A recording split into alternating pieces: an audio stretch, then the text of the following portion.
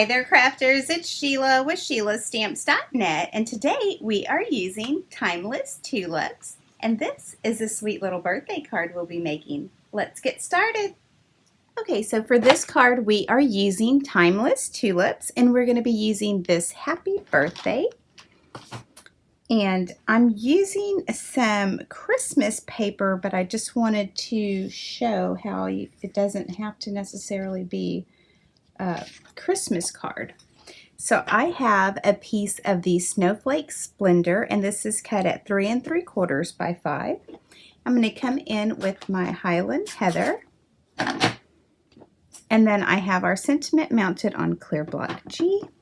And I had made another card like this for a teammate that she's ill right now, so I use the Get Well. So I'm just going to use the Happy Birthday right here in the corner, and this is a super simple card. So I'm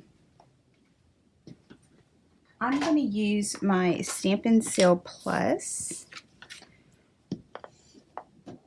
and you use this just the same as the original Stampin' Seal.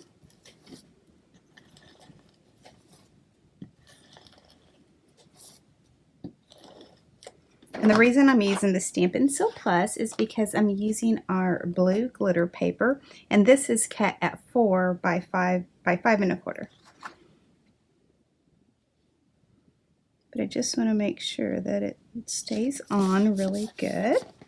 And I like to give it a good rub down from the back too. So I'm going to go ahead and use the Stampin' Seal Plus as well on the back side. And then our card base is Highland Heather, and it is cut 8 1/2 by 5 1/2, and I scored it at 4 1/4.